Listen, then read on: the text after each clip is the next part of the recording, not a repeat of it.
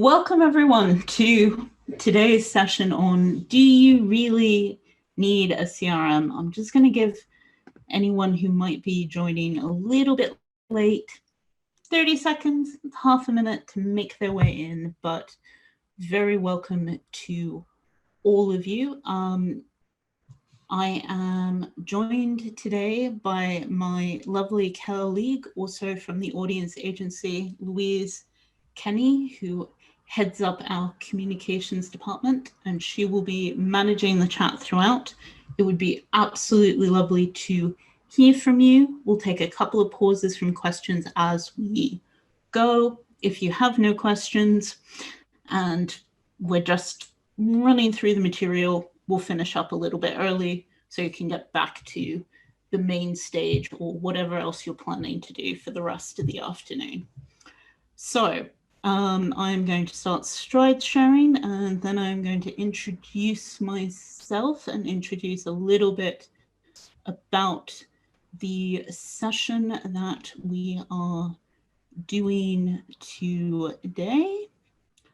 So hopefully you all came here thinking I am going to learn today about CRMs.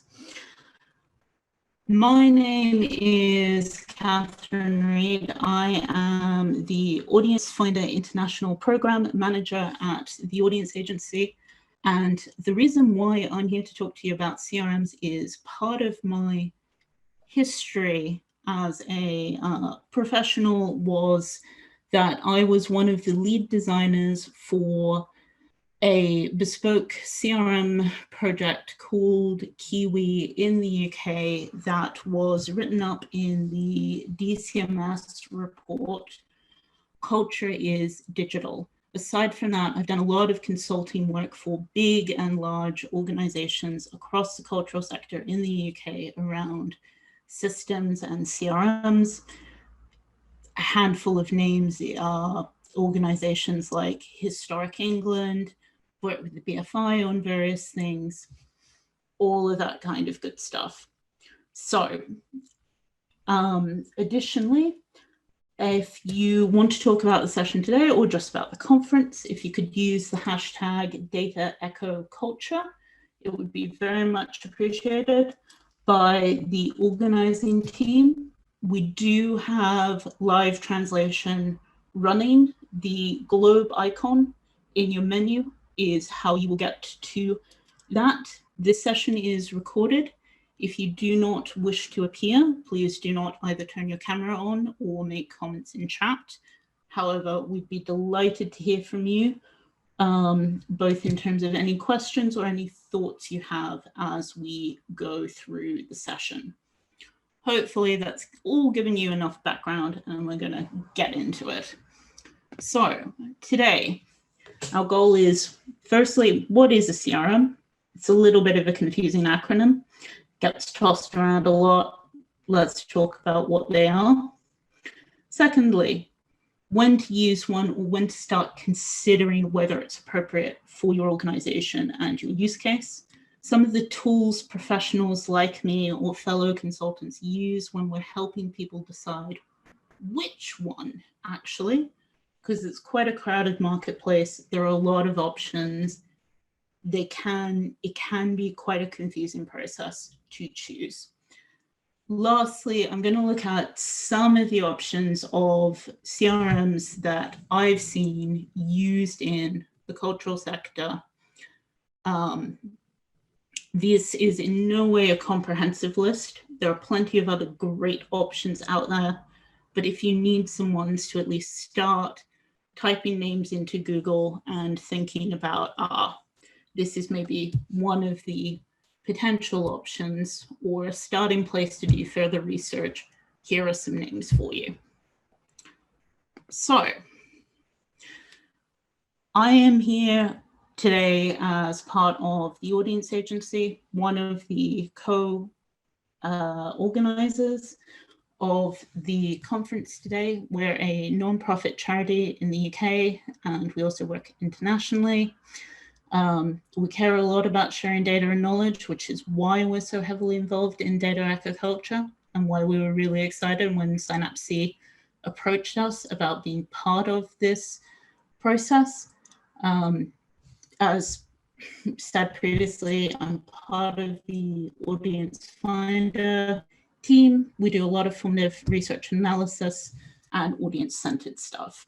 That's not quite what we're going to be talking about today, but just keep in the back of your head, that's what we do as an organization.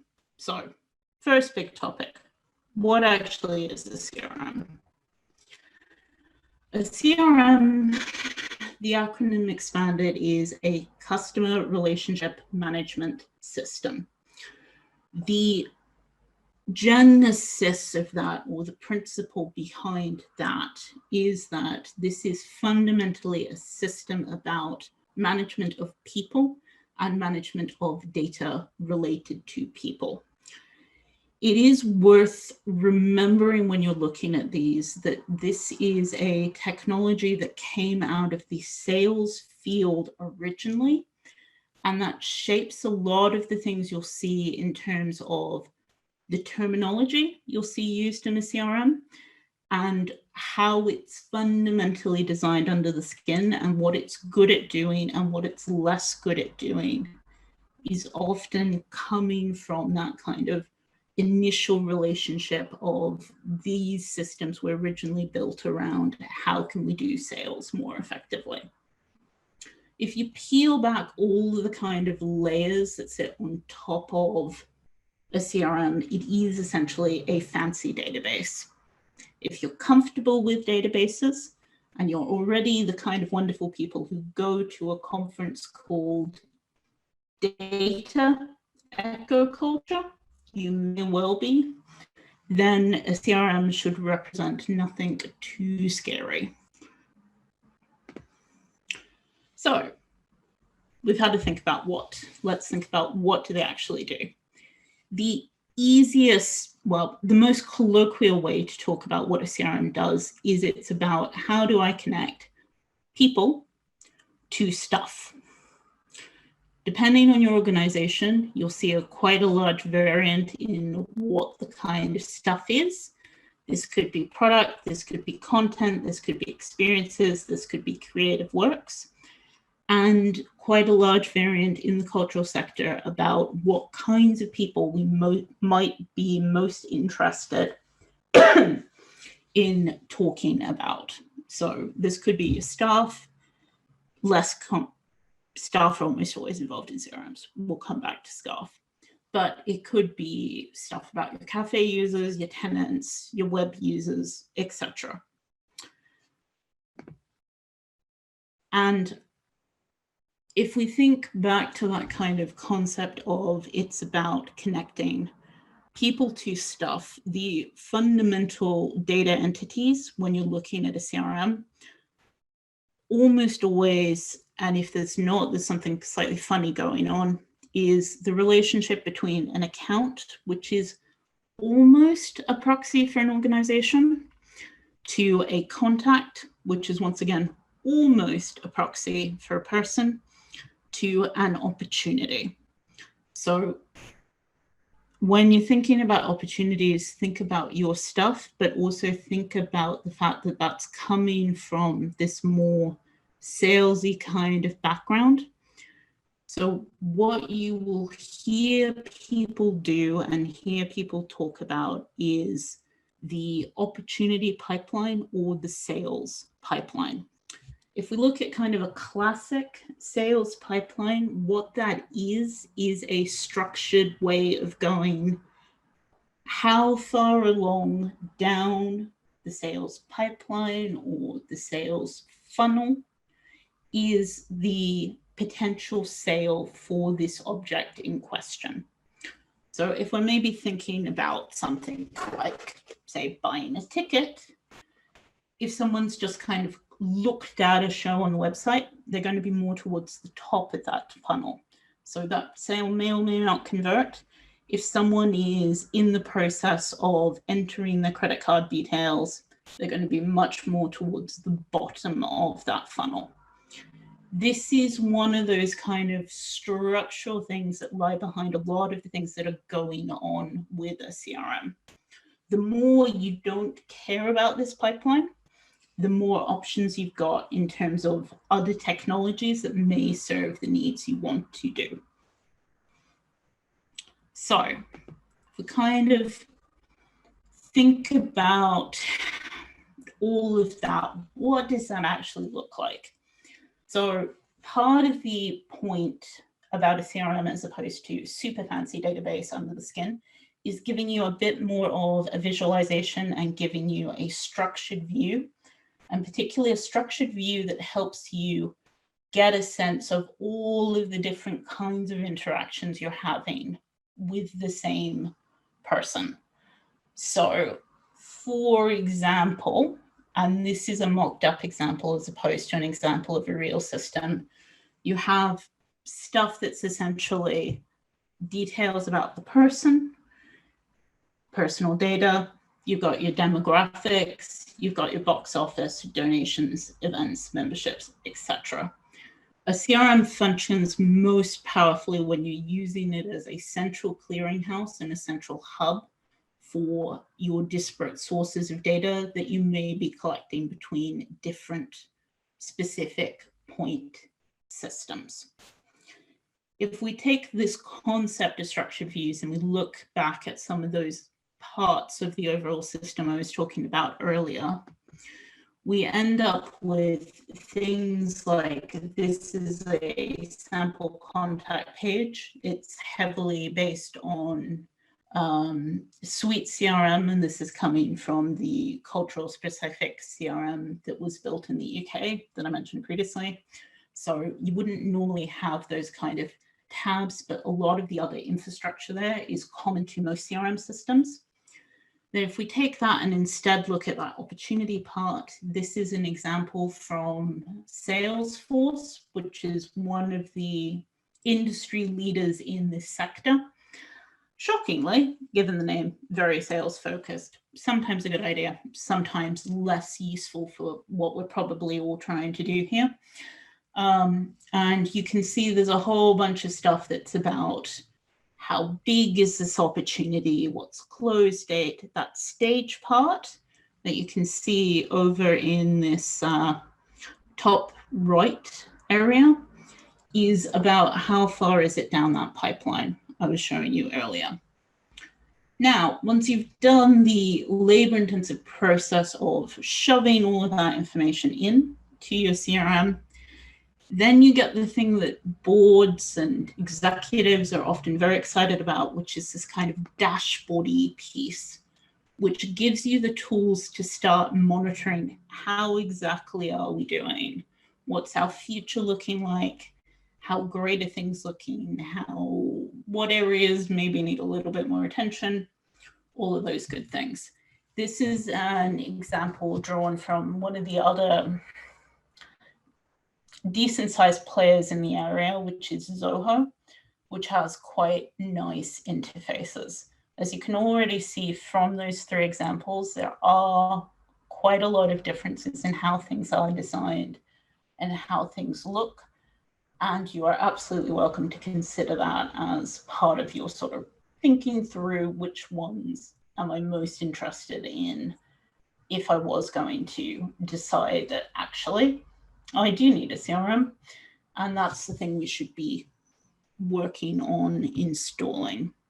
I'm going to take a tiny pause here for questions. Lou, is there anything that's sort of come up? There hasn't been anything in the chat yet, Catherine, no. Brilliant, in which case I will assume you're all understanding everything and enthralled at the idea of actually that's all nice and all, but when maybe do I want to consider one? So when to start thinking about it? This is based on multiple years of working in this area. These are the kind of considerations that I look at when going, does this start to make sense for an organization, or is it going to be essentially a bit of a white duck, too much power flow, etc.? One of them is size. Once you're above that sort of 30-person bracket, it starts to get a lot harder to share information internally effectively. And as you grow, that problem is only going to get worse. When you're down in a sort of 5-person organization or smaller, you may find that this is essentially too much infrastructure for the value you are getting from it, and it's just not worth it. The next one is distributed. This is, again, about how easy it is for your team to share information between them. So if you're all, I realize that this is not happening currently in COVID, but if you're all normally co-located in the same office and there's say 5 of you or 10 of you, you will end up doing a lot of the kind of sharing that you may get through a CRM informally through conversation.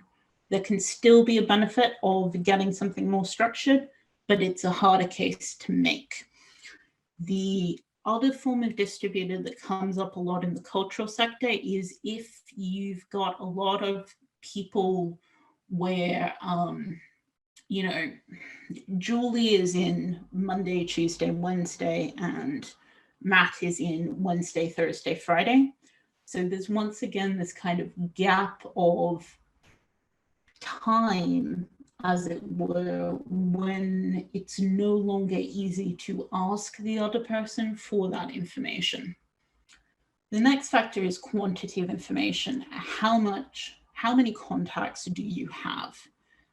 I think we all know the difference between managing a spreadsheet that's got about 100 people in it compared to, oh wait, we're talking a couple of thousand. The higher that number is, the more the case comes from you need some kind of system, even if it's not necessarily a CRM, to manage your contacts. The next one is, where is your focus? Who are you most interested in tracking? CRMs on balance are better for your business-to-business tracking, which is why organizations are such a key part of their structure. They absolutely can be used for B2C tracking and effectively, but they do tilt a bit more towards your B2B. And apologies, I just used an acronym there. I've just realized when I say B2B, what I mean is business to business relationships. So if you are, say, a supplier of services to fellow cultural organizations, aka you're hiring out a lot of rooms to agencies, or you're doing a lot of work with programming, you're going to that part of your business will be a B2B part of your business. B2C means business to consumer or business to customer, which is essentially I am selling a ticket directly to a member of the public. The next factor is if you know that you are currently going to be losing some people who have large amounts of implicit knowledge stored directly in their head.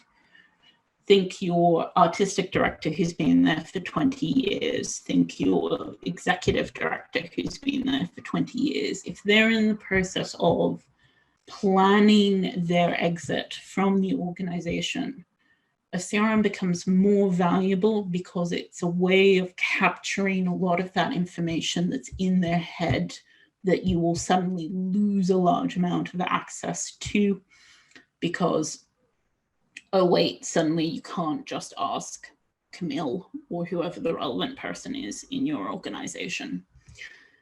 The other time this comes up is if you're having a lot of changeover happening, which means you're swapping over staff very rapidly. It's another way of kind of making sure that all of those relationships don't end up stored in somebody's email who's no longer there, and then you lose that relationship that might have been incredibly valuable to you. As another kind of diagnostic criteria, if you're suddenly finding, oh wait, we can't find the contact details we need to, that can be a sign that it's time to do something different, and this could be the answer. The last one is if you are looking and going, we need to do some more longer range financial planning. If you think back to that sales pipeline piece, part of the reason that thought work and technology and all of the kind of effort that's been put into developing that as a principle was done was to help understand what's happening in the organization's future further ahead than this is the money we have in hand right now. And a CRM can be a powerful tool for that. It does require you to use it in a slightly more sophisticated manner than just being able to hang on to your contacts and know when you last spoke to people, which honestly is a sufficient benefit on its own enough for a lot of people. What's a CRM good at? So, as kind of indicated, it's good at tracking relationships. It's good at it's good at helping you hold the information of where you are in a structured process. Particularly with sales, it's easiest with sales. You can re-engineer them to do other processes, but you are going to be doing some re-engineering.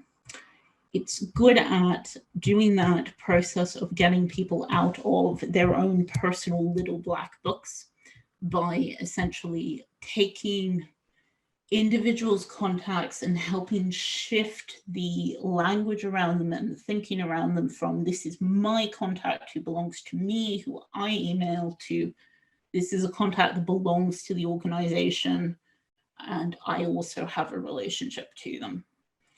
This is often very important with founders. Hello, Lou. Have you appeared? Hello. I have a question that is related, so I thought I'd just jump in. Courtney in the chat has just asked, we're a performing arts organisation. We tend to use our small CRM for exclusively donor and ticket buyer data, but it sounds like we should also be using it to record information regarding freelance artists we engage with. Does that sound right? It's very useful to be putting your freelance artists in there. Yes, both because it's a way of helping you manage your suppliers, and freelance artists are one of your sort of core resources / stakeholder groups as a small performing arts organization. So stakeholder management around those freelancers tends to be quite important. And it's a good way of collecting that information and making sure you've got it. So you are not in the position of going, oh, wait, there was that brilliant person that we last worked with 4 years. What was their name? How did they spell that name again? Said as a Catherine who frequently ends up with his name spelt in a variety of different ways and gets emails for other Catherines because, you know, you live with it. So yes, absolutely. It's good to get more of your people into your CRM, and it can be a really great way to manage suppliers. Thank you for the question, Courtney. Thank you, Catherine.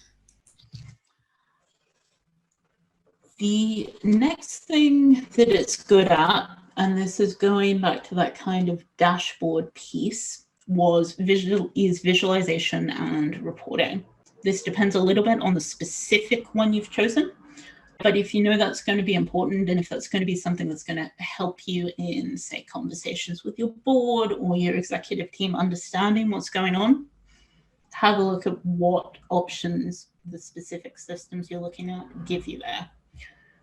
There's that piece about financial reporting, and it's good for reminders about regular tasks, specifically things around renewals. So membership renewals can be well managed in the CRM.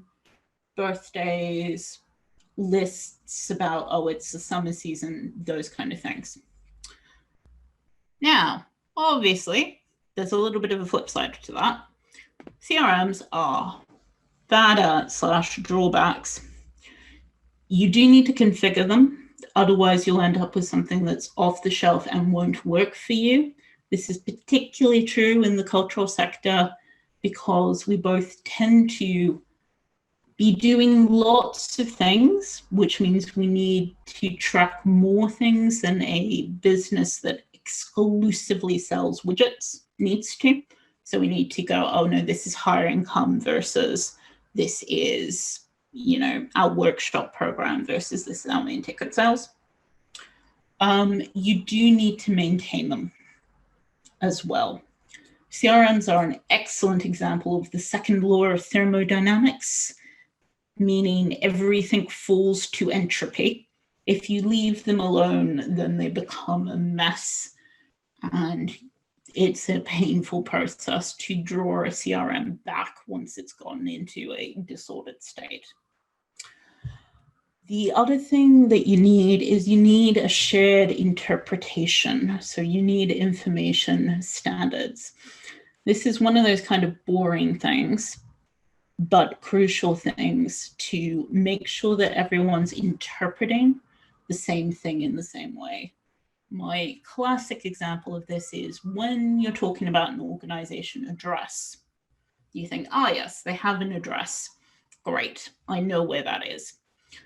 However, for a lot of organizations, you've got an option in terms of, are we talking about their registered office address, which for the audience agency is up in Manchester, which is lovely, or are you talking about where their main office is located, which is, for our case, is in London, in the Shoreditch area, and knowing which one you're going with in your system, because you've decided, oh yeah, I mainly care about knowing about where people actually are compared to where the registered address is, means that you're going to get everyone who's inputting information busily into the CRM determined to help in the same way. Otherwise, what you will inevitably get is people interpreting things in one of the possible ways and interpreting things in the other of the possible ways, because that's just what happens. People go, oh yes, obviously they mean the registered address, or obviously they mean the office address. The next one is, these are only ever as good as the data. If you haven't sorted out your inputting process, or no one's inputting, then you will experience the data rapidly going old, and then people will start to bypass it as a system because the information won't be reliable. One of the things that makes that tricky is there is a split between the people who tend to benefit most from a CRM being active and running well, and the people who need to do the work and the effort of inputting data into one of these systems. It's not quite as true as executives benefit and everyone else has to put data in, but there is a level where the pain of the inputting tends to be borne by the people who are closest to the clients or closest to your customers or your audience. And for them, they're not getting a lot of benefit necessarily from a CRM being up and running. However, the trade-off is it is very useful for the organization, and it's very useful for the executives, and it's very useful to give that kind of holistic overview of what is going on. The other one, and this is perhaps a very specific exclusion, is CRMs are fundamentally not project management tools. It's often very tempting to go, oh, this can track processes. They're not good at doing a lot of that tracking of tasks with components, or tasks with large amounts of dependencies, or tasks that you expect to take place over a 2-week period. They're much better at that kind of once off, it's time for renewal, or oh, it's time for sending a birthday message, or even things with a couple of repeatable steps. So this is our, awareness pathway for a reminder to say, oh, it's 3 months before your subscription expires, etc. Maybe not 3 months, that's probably a little too far ahead, but a month, and then a 2-weekly reminder, then a last day reminder, then a oops, you missed it by a week. Those kind of things.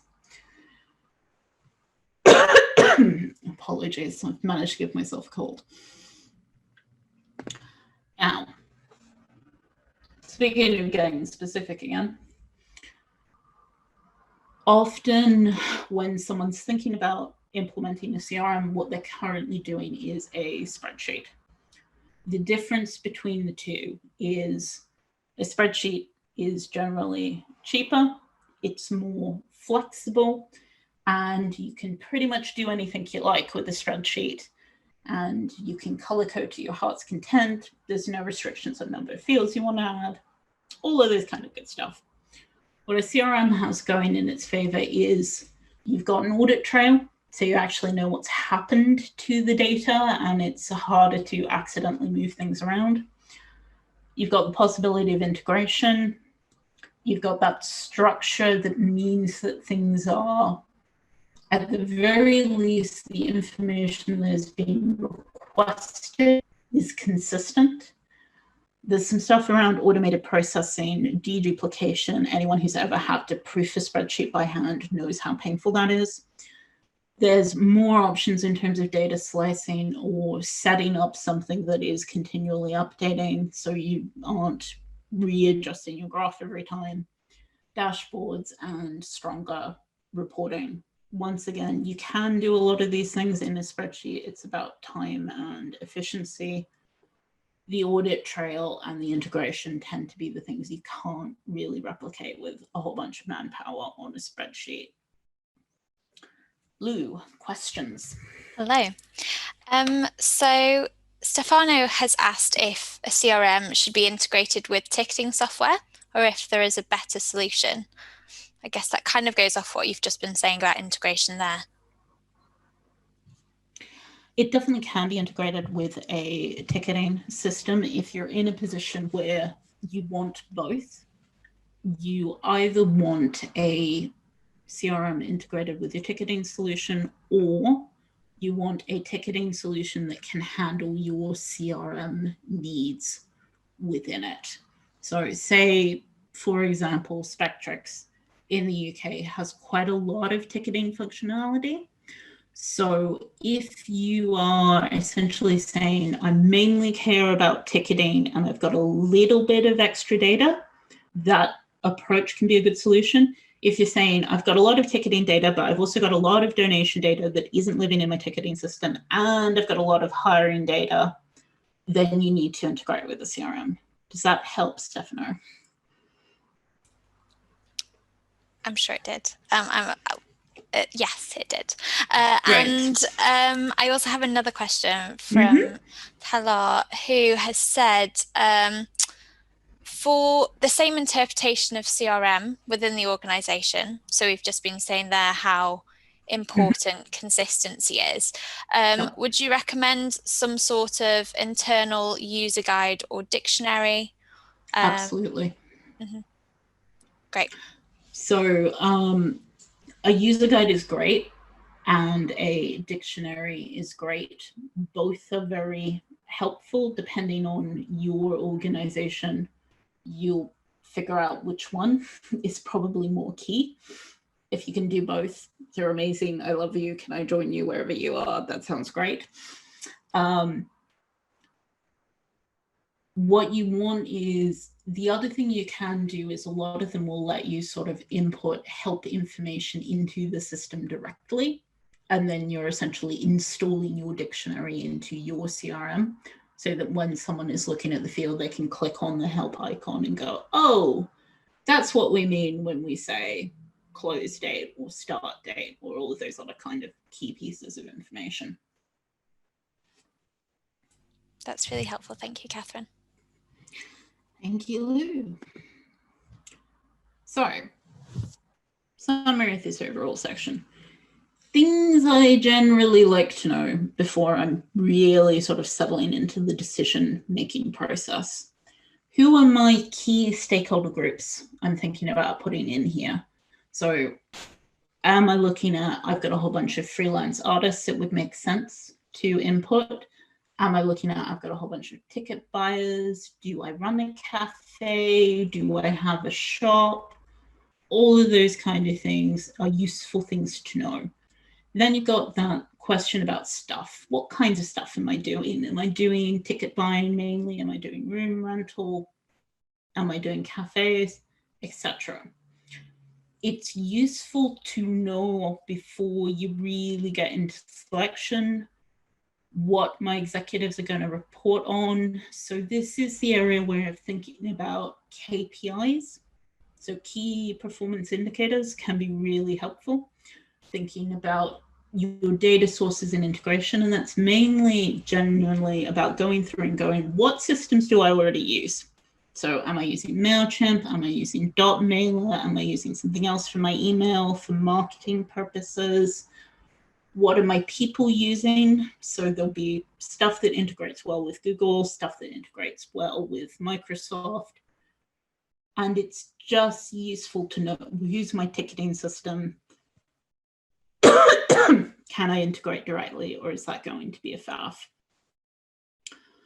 The next one is, how much am I expecting to want to vary my CRM from the standard off the shelf? Do I want a lot of flexibility, or am I fine with working with kind of the basic structure? There are advantages to both.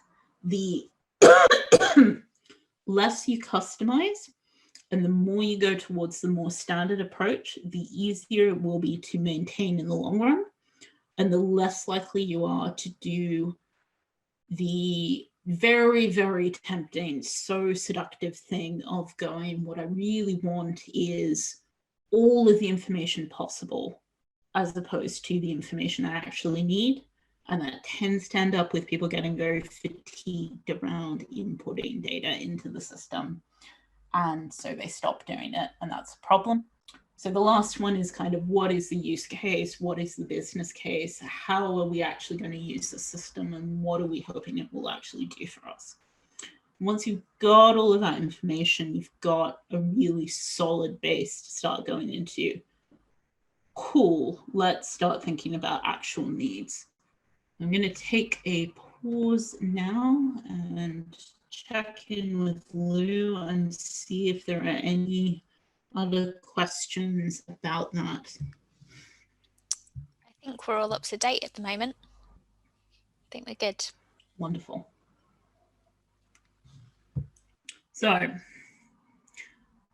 we know why we're getting one. We know what one is.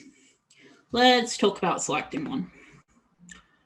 One of the tools you'll see across the kind of technical sector, system selection, all of that kind of thing, is this tool called Moscow prioritization, or Moscow prioritization, which is about taking a very long list of things that everyone has suggested and saying, yes, we need a field that describes whether this stage is appropriate for aerial work. So we need ceiling height.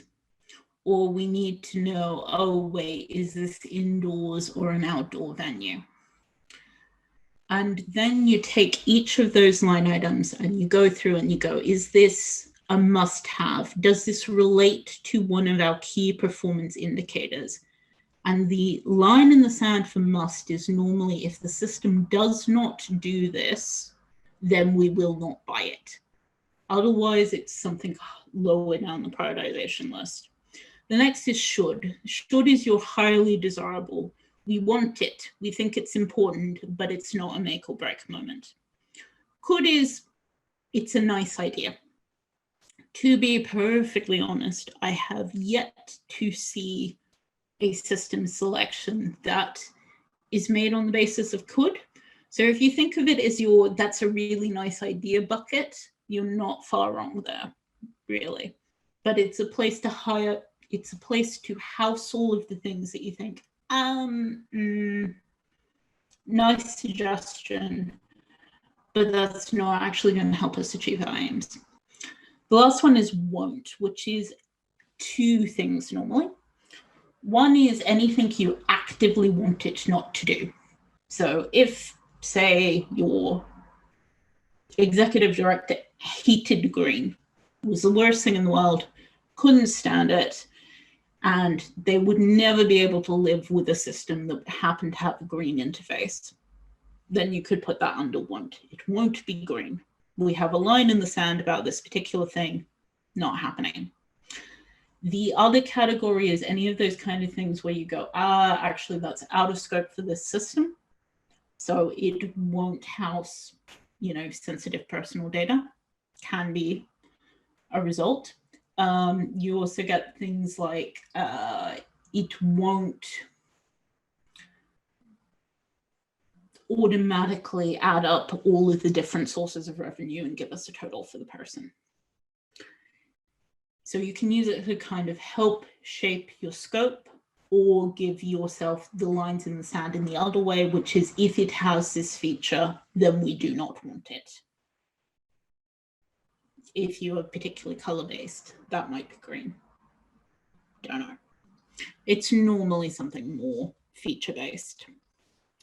What that looks like in practice is, this is from a real client that we worked with a couple of years ago, and this was how we ended up deciding this needed to be bespoke, was looking through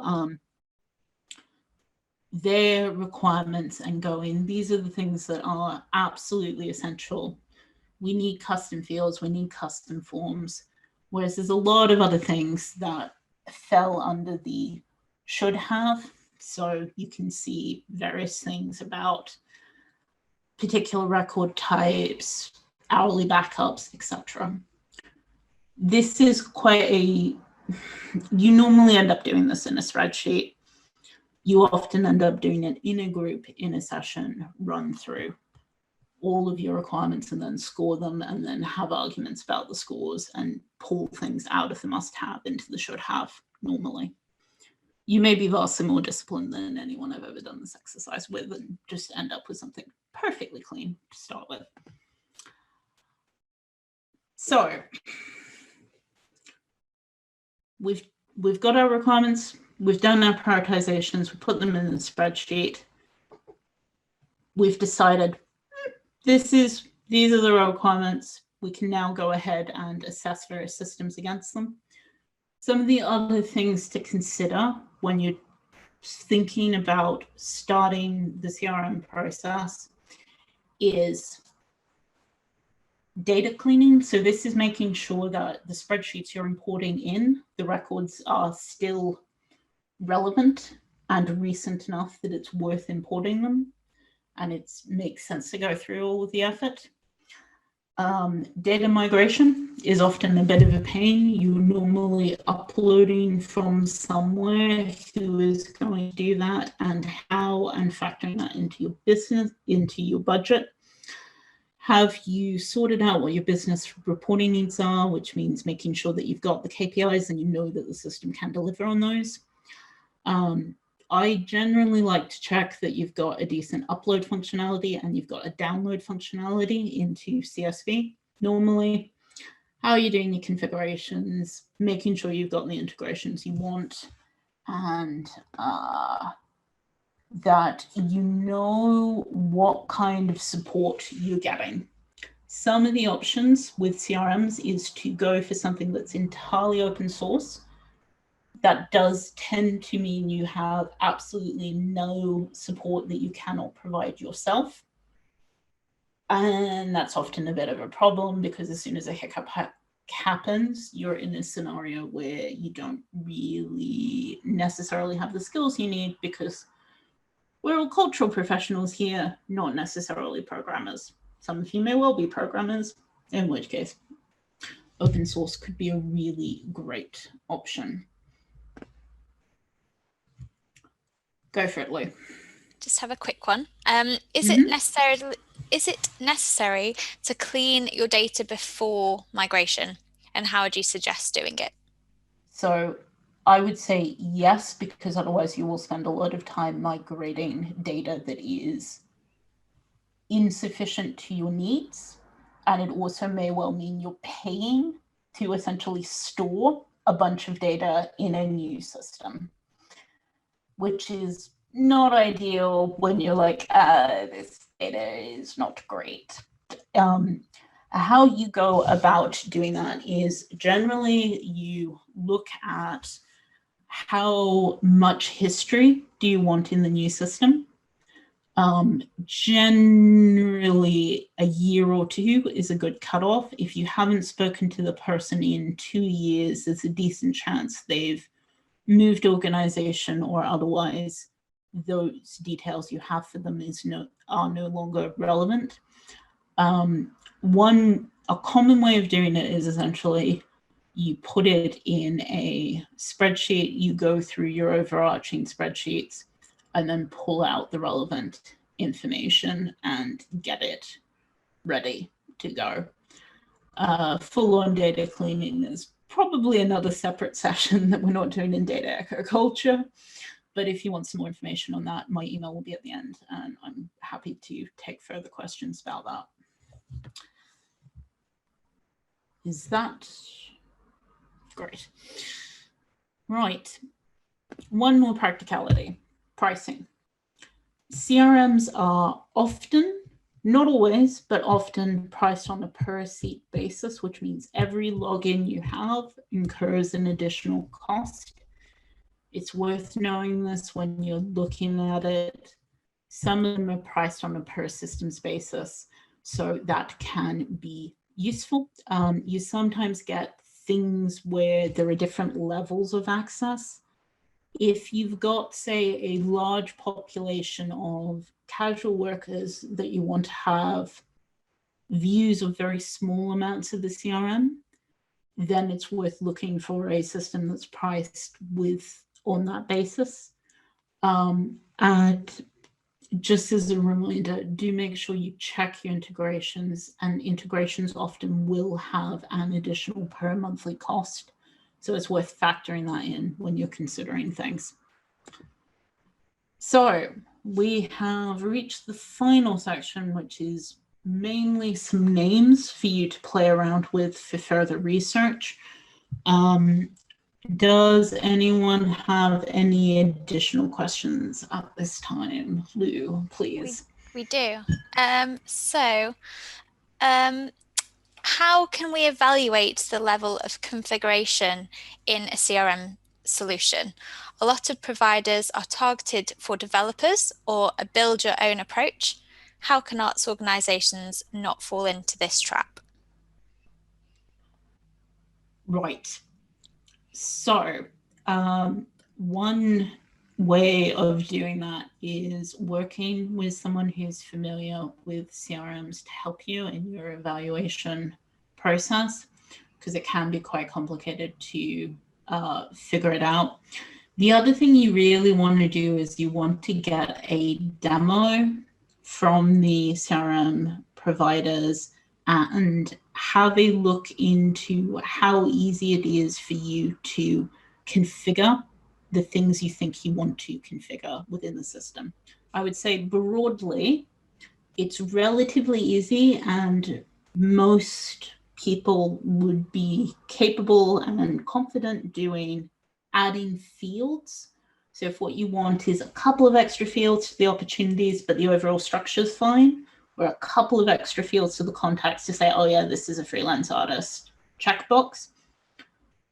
That tends to be pretty easy configuration, and you should be able to see in the feature list if it says custom fields, then that means you're covered there. What is much more complicated is when you're getting into changing the fundamental structure, and that will often be things like modules or data entity configuration. And I would say if you're not a specialist, you probably don't want to be doing that.